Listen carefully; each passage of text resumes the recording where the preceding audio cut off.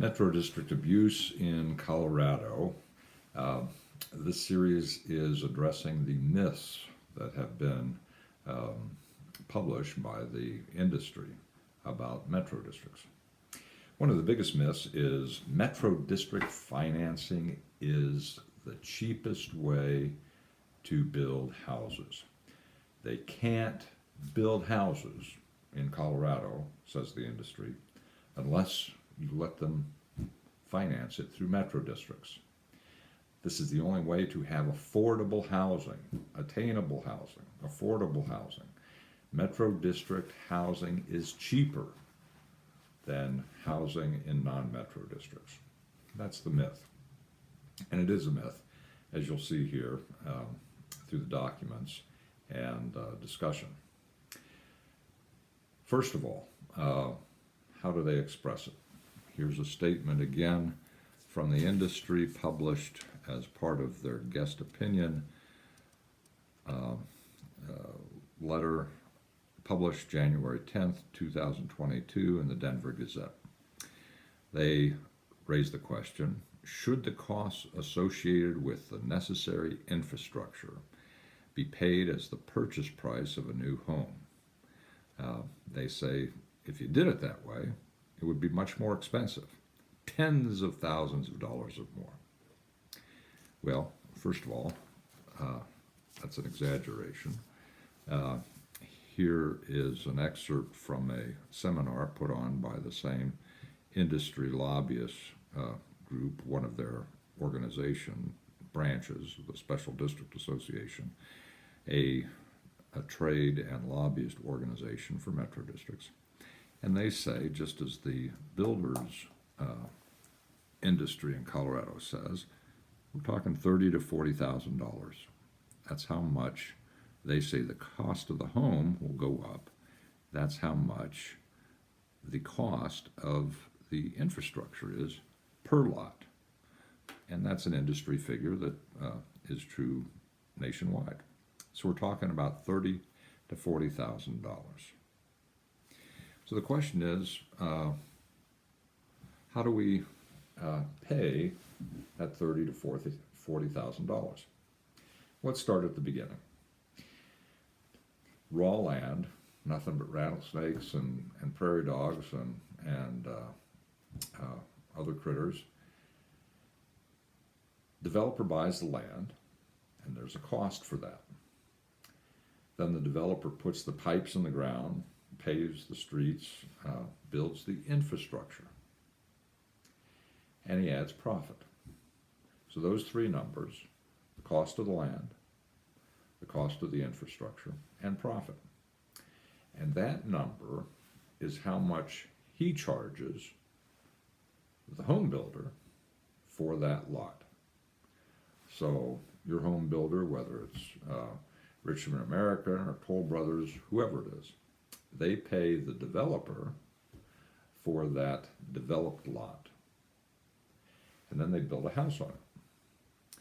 And the price to you is the price of the developed lot, which includes the land, the infrastructure, profit to the developer, then the cost of the home, and profit to the home builder. So that $30,000 to $40,000 is, on average, per lot, how much it costs to put in the infrastructure. And it's that cost that's being paid back to the developer through the Metro District financing. Now, they say it's cheaper to do it through the Metro District financing than it is to do it through paying it as part of the cost of the house. Well, the first question is, when you buy that house in a Metro District, have you already paid for the infrastructure? When you paid for the house, which included the cost of the developed lot, which included the cost of the infrastructure.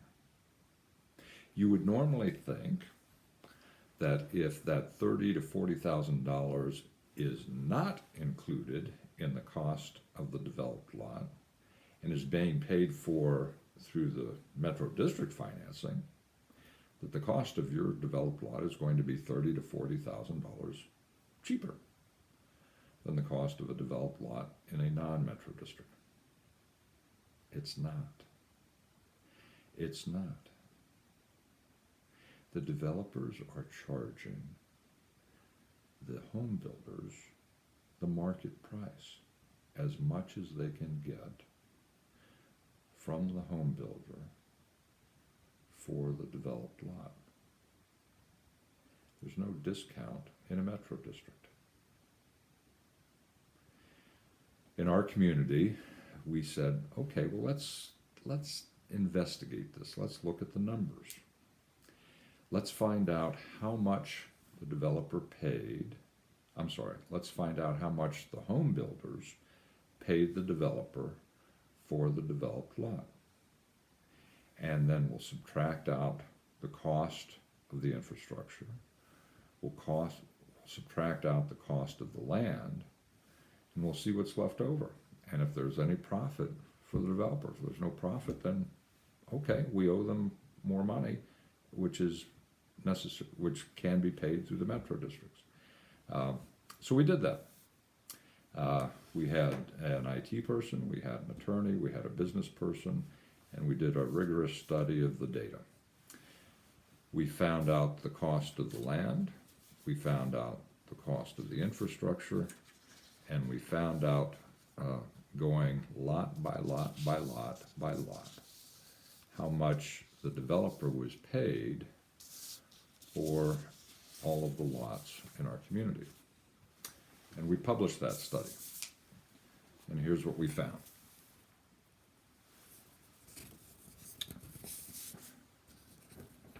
$118 million was paid by the home builders to the developer for the developed lots. That money, of course, was passed on to the homeowner.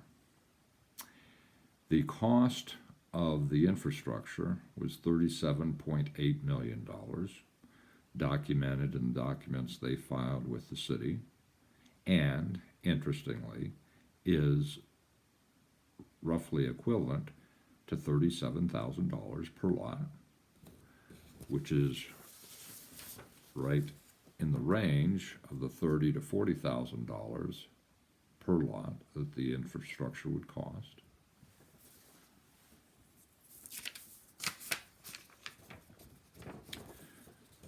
We had the cost of the land, $4.3 million in court records.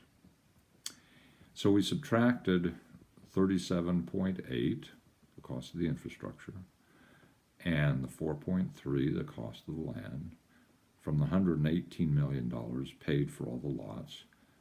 And the developer made $75.9 million in profit, cleared $75.9 million in profit off of the sale of the developed lot. And this was before they started issuing bonds to repay them under the Metro District financing. In essence, the residents in Solterra will double charge for the cost of the infrastructure. And as you can see here, those amounts were conservative. In fact, the amount that was paid for the developed lots was closer to $141 million, not $118, making the profit closer to $98 million, not $75 million. And that's on an investment or cost for the infrastructure of $37.8 million. So there is evidence, not only logical evidence, but empirical evidence that the developers are charging for the cost of the infrastructure in the cost of the developed lot. And then, just because they can, they're adding more profit through the Metro District financing. In our community, in addition to the $75 million at least profit that they made on selling their developed lots, they wanted another $60 million in bond revenue slash profit. So, the first question is, have they already been paid? And the industry, surprisingly, hasn't responded to this argument, to this evidence, to this information. They're silent. So, the question needs to be answered by the industry. What did that money that we paid for the developed lot pay for if it didn't pay for infrastructure? And why aren't we getting a discount of $30,000 to $40,000 per lot when compared to a lot in a non-metro district, if in fact we aren't paying twice? The second issue is the arithmetic. Is it cheaper to pay that $30,000 to $40,000 per lot through Metro District financing, or is it cheaper to pay for it through the mortgage, through the cost of the house, through the developed lot? And that, again, is the question that the industry attempts to answer, and the myth that they perpetuate.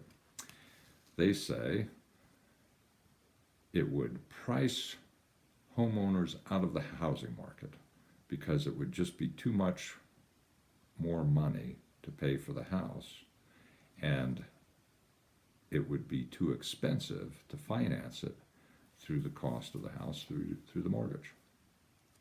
And this is necessary in order to generate access in Colorado to the American dream. This is the way to get affordable housing in Colorado, according to the industry. Well, let's do the math.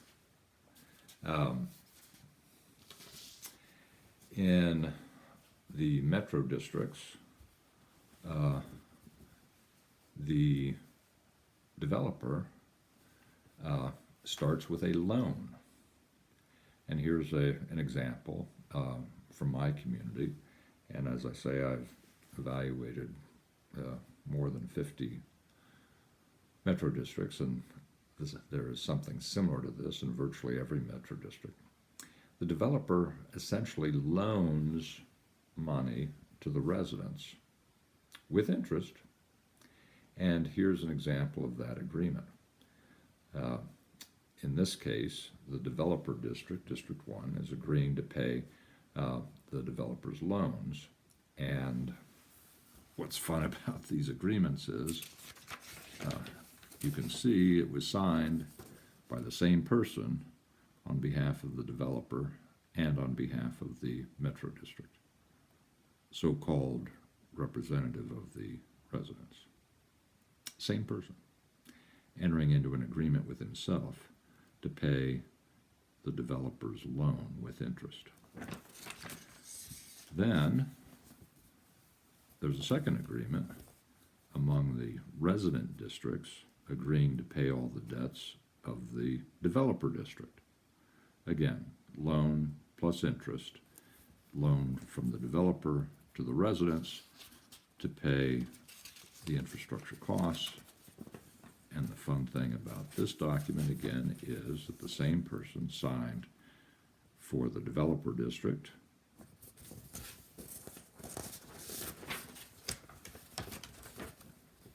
for the first resident district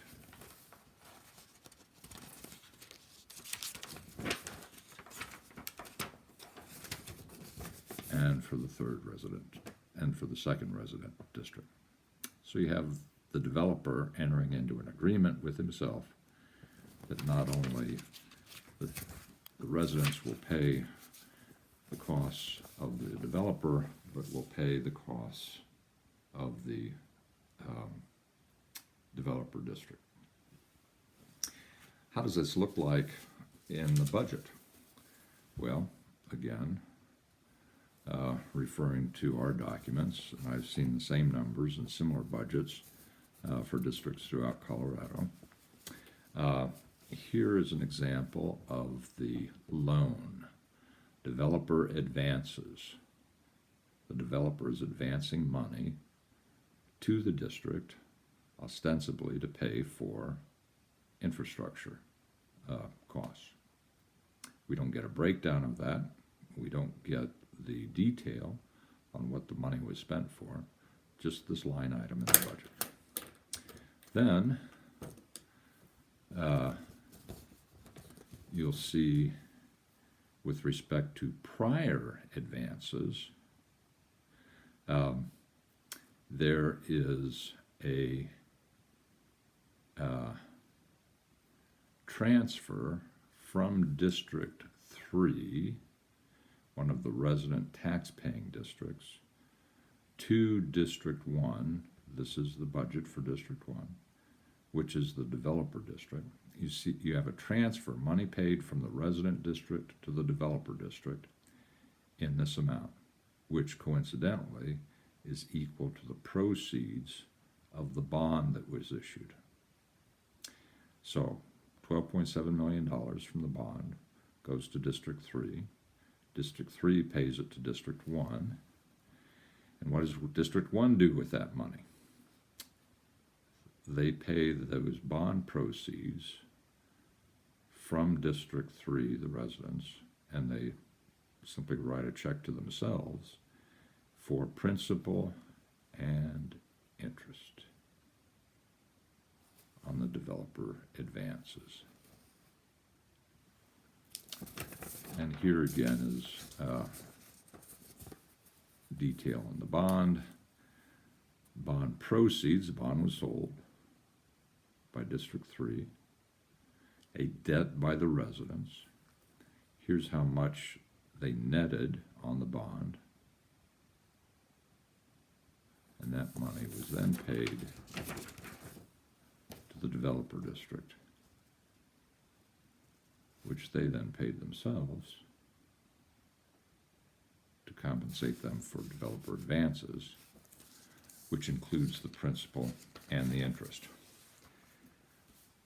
And just to make the point as clear as you possibly can, here is a slide from the developer's presentation to the community in April of 2017.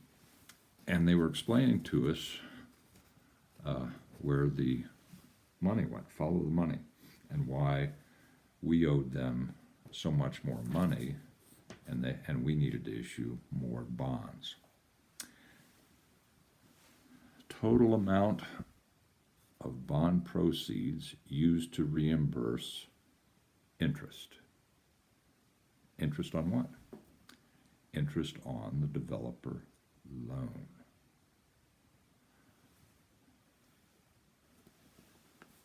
$21.2 million of prior bonds totaling $29 million. $21 million out of $29 million of bonds went to pay interest. And what is interest in this context? Profit. Profit to the developer. How much principal was paid down? $7 million.